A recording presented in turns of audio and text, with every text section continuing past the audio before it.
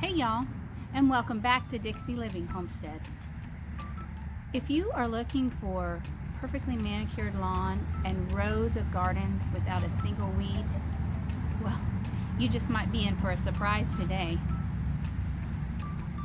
Because here on our new property, building a homestead garden isn't about perfection, it's about progress, resilience, and learning to work with Mother Nature instead of against it, even if that means 2 straight weeks of solid rain. We started with nothing but vast, hungry lawn just a season and a half ago, and as much as I love seeing a perfectly manicured lawn, you can't eat the grass. So today I'm going to take you on a real, unfiltered tour of our developing food forest and gardening space. We're still transforming this land, building healthy soil, and embracing the beautiful chaos of it all. Come on, let's take a walk through the good, the challenging, and the incredibly hopeful parts of our garden journey this year.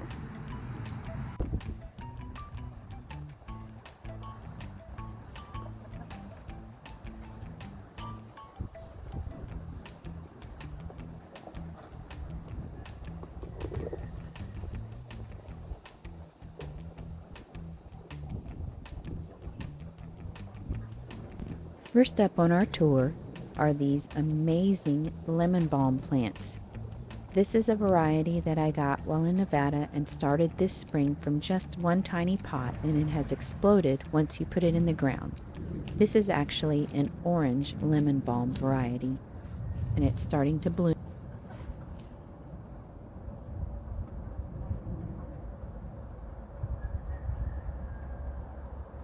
Here are our amazing elderberry bushes. They're such a powerhouse for our homestead. Not only are they beautiful, but they provide the essential medicine for all our fall and winter elderberry syrup. You might remember the video I did on making that. It's a cold and flu season lifesaver. These ladies are just starting to flower now, which is such a relief. We had to move them in the fall after a little incident with the goats, who apparently found them quite delicious and stripped them to the ground. So seeing this new growth and flowers is a true testament to their resilience.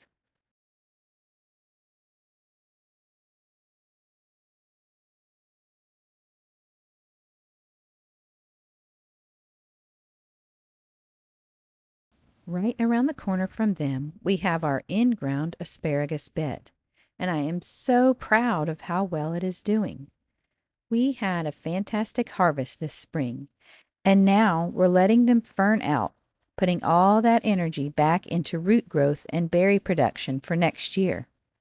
Some of these very plants were actually dug up from our former homestead in Georgia and transplanted here. Talk about moving across state lines! In our deep south climate, they're likely to give us another round of spears in the cooler fall weather, just like they did last year. So we're keeping our fingers crossed. Just down here, nestled alongside this Celeste fig, I've planted a few snapdragons, adding a little purple pop of color. This beautiful berry wall is built from rose trellises that my husband helped me secure in the ground with some metal fence posts. They were completely covered in vibrant green with our black raspberry plants this spring, producing a full gallon of berries for us. But now, you can see that they're starting to suffer and pout a bit about our extremely hot and humid weather. I'm keeping a close eye out for any signs of blight and will prune away any canes that concern me to keep them healthy. Next up, we put in this archway that we found on Amazon, and honestly, we've been so pleased with how sturdy it is, even through our strong winds. I'll make sure to put a link to this specific style in the description below for you. The side beds here are lined with fabric grow bags, which are great for versatility, but I've found that they do tend to dry out pretty easily when we're not getting these regular rains. I'm genuinely so proud of how well the berries did this spring. It's incredible to think that just a season and a half ago, this entire area, this asparagus bed, the berry wall, and even the future rose garden was nothing but plain lawn. On either end of this bed, we have two different fig tree varieties. Both of them, unfortunately, froze completely to the ground over the winter, but look at them now. They are recovering vigorously from the roots and sending up so much new growth. I'm actually optimistic we'll get a small fig harvest from each of them again this year, which will be a sweet reward for their tenacity. This side of the walkway is my current and future rose garden, and as you can see, it's in definite need of some deadheading right now. At the beginning of the recent rains, they looked absolutely glorious, but now, not so much. This larger bush in the back is my precious medicinal rose. I harvest large rose hips from it for herbal remedies, so I never deadhead it. I let those hips develop. They're actually another key ingredient in our elderberry syrup, too. These other rose bushes of various sizes and ages are simply hybrid tea roses, and I've given them plenty of space for future additions as this garden grows. Instead of a rose, I've planted butterfly peas on either side of the trellis, and I'm really looking forward to sharing their progress with you as the season grows on. And this pretty one climbing the tower here is an apricot climbing rose. It's doing a great job filling out its space. For mulch on this side, I've used grass clippings collected from my push mower, a great way to reuse resources and build soil. The cardboard layer we put down, combined with a thick layer of mulch, has done an absolutely fabulous job keeping those persistent weeds away. And let me tell you, when I dig down to plant, the soil underneath is just lovely. A true testament to building soil from the ground up. Now, let's take a panoramic view of our in-progress food forest area. We'll take a walk down there in a moment to see each tree up close.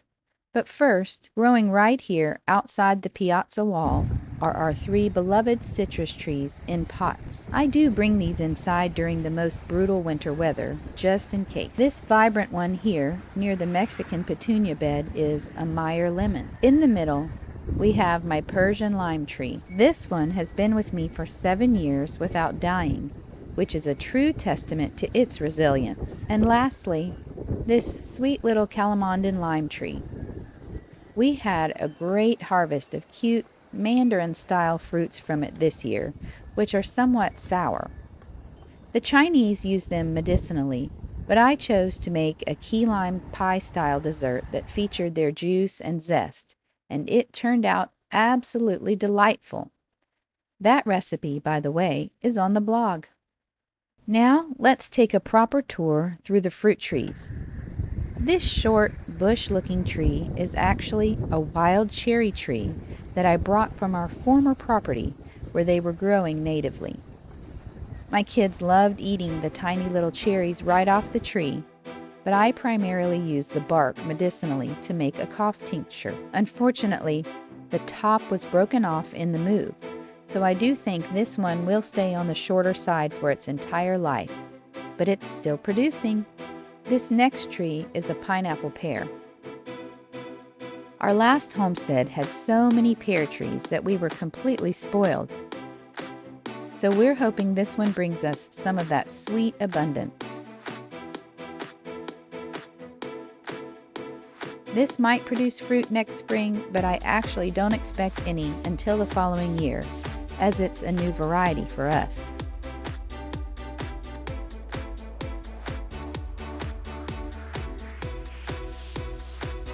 We also have this sturdy little pink lady apple tree that was also devoured by the goats before I moved it out of their pasture.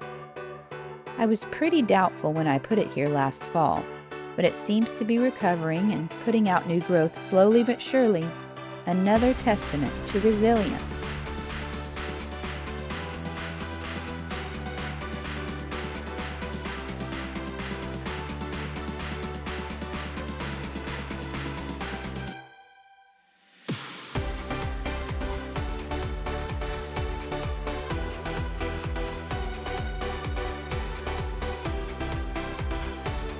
This mid-season variety peach has got a few fruits on it this year. We had a really mild spring without a late frost, so it was wonderful that none of the blossoms froze off.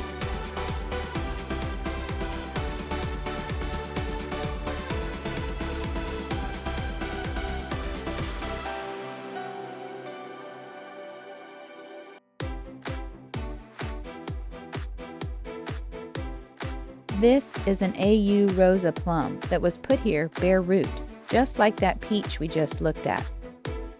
I'm actually considering pruning it back now to keep the height smaller in hopes that it will branch out wider for easier harvesting. I am especially thankful for all the rain these have received because it means I didn't have to water them manually this spring. A huge win for saving time and energy. I'm pretty sure this is a moon gold apricot tree, also purchased bare root, as well as this little peach tree right here. Oh, I wish I knew this peach variety. It was absolutely delicious. It's obviously an early season variety, as it's already done producing for the year. We were able to enjoy about 24 small but incredibly sweet and juicy peaches from this little tree. Right now, it looks as if it has some sort of blight you can see from the discoloration. I will have to do some research to make sure that intervention isn't necessary to keep it thriving. This used to be a large and beautiful tree next to it. I bought this crabapple because I needed a good pollinator for the other apple trees. And crabapples are also so lovely when they are in bloom. Sadly, this tree was also a victim of the goat's browse habits. So I had to move it and hope for the best. There were literally only 2 tiny 1-inch or less twigs sticking out, but it survived the winter, and now it has put on a flush of new, gorgeous green growth. That gives me so much hope for this crabapple tree's future here on our homestead. Next to that is a tree I purchased from Gurney's over 4 years ago. Yes, it came as a single tiny 12-inch twig that I carefully planted, tended, moved to this property, and finally put in the ground last fall. The variety is called Captain Crunch Nectarine, and I have big expectations of pleasure for my taste buds. Nectarines are actually a cross between a plum and a peach, but I just describe them to my kids as a peach without the fuzz. The final tree in this area of the food forest is a black Tartarian cherry tree. I've been assured by the gentleman I purchased this from that this tree will produce even in our humid, mild winter deep south climate. My fingers are definitely crossed for that. Over here is our Pakistani mulberry tree, and believe it or not, this is its third home. I bought this in 2019 while in Florida, put it in the ground at our Northeast Georgia property, then dug it up and brought it with us in 2023 to this new property, and finally moved it this past winter while it was dormant to this spot in the front yard. After getting very lush and leafy last year, it began to get spots on it, and little by little the leaves fell off, and it was unhappy until the fall. We dug it up and moved it this winter, thinking it must need more air circulation in this humid climate. But after becoming lush and leafy again, it now seems to be losing leaves once more. And sadly, I have also never had any fruit from this mulberry either. Some plants really test your resilience. This little space here on the outside of the patio was also just grass when we came here. I put down cardboard and mulch, just as I did in the front cottage garden, and it's turning into a lovely little spot. The hummingbirds really love this area, flitting around, and the butterfly bush seems to be pretty happy here too. On the ends, I have a few daylilies, and I think this is a fig variety called Italian honey fig that I purchased from Etsy in 2022 as a single 10-inch twig. However, I'm not sure anymore, and I may have to check my records since the leaves don't resemble typical fig leaves at all. This precious little grapevine is a razzmatazz grape from Gurney's also. It's a cross between regular table grapes and our southern muscadines. And just look at these tiny little grape clusters forming. How adorable. I brought this from Georgia with me as well, and it's about 5 years old. Now that it's in the ground instead of a pot, it should really benefit from regular care and feeding, which I expect to help it really take off and fill out a good bit of this fence line above the blueberry bushes. Time will tell. Now, this part of the garden tour, I'm almost ashamed to show you, but I know there will be some of you who will be truly encouraged when you see progress, not perfection. Here we have a pineapple sage growing, surrounded by some society garlic. This pretty clematis seems to be having an okay time with all the rain. This was a nice bed with some chanterelles melons, but as you can see, grass is definitely encroaching. The Bermuda grass here has always been a problem. In fact, this entire area was nothing but lawn when we moved in. I have been putting in raised garden beds little by little as we get our food system going here. The grass is just persistent, and where it has been defeated, weeds have come up in the mulch. These Egyptian walking onions are doing really well and seem to be putting out their little bulbils. I'll harvest from them this week to put in other places. These serve as perpetual green onions for us. So handy. Once I got the front of this bed weeded this week, I put in a few basil plants along with that little comfrey in the corner. This melon should climb the trellis really nicely. I also planted a few heat-loving plant seeds in this bed this week, particularly motherland okra. We have a lot of time and a lot of heat ahead of us here in the deep south. I have had this area looking spectacular before, but then we had regular rain, then weeks of relentless rain, and I had to let go of my regular weeding schedule. On the opposite side, this front corner gardening area by the gate has been completely smothered and covered with cardboard and wood shavings, a great method for suppressing that persistent grass. This is a lilac bush that I absolutely can't wait to see in full bloom up against the brick column. In this area, I've also planted a few strawberry plants, mainly to serve as a ground cover. Along with this lemon thyme plant I purchased in Nevada in April and have just recently put in the ground. As a backdrop, I've planted my pineapple starts outside. I may have to dig all 4 of them up this winter to protect them, but I will wait and see. I was trying to put them on this slope along with this huge goji berry bush so that they would have good drainage. The goji is very drought tolerant once established, but the excessive rains recently made it drop all of the fruit it had put on before they matured. I do see several more blooms, so maybe I will get some berries this year after all. Finally, probably the most spectacular thing in the garden right now is the corn. As you can see, this bed is located right near the chicken coop. When I cleaned it out this spring, all of the litter and bedding was shoveled over the fence and piled in the far end of this bed, then spread out in loads to other areas of the garden. Most of us know that corn is a heavy feeder, and it is pretty clear to see that the 12-foot tall plus corn is right down there where the bulk of that nitrogen-rich chicken litter was placed.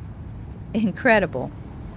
This is a different variety up on this end, which is why it's not quite as high, but there's no mistaking the clear benefit that chicken litter had on the corn this year.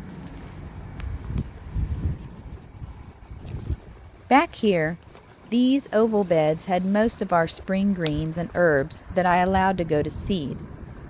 This was cilantro, which has now produced a lot of coriander seed, which I will collect this week. There's a large parsley in here, some Swiss chard, fennel, and then a new Heatmaster tomato that just went in. Behind me, if I can find the footage, I'll put in some video of the pride of my spring garden.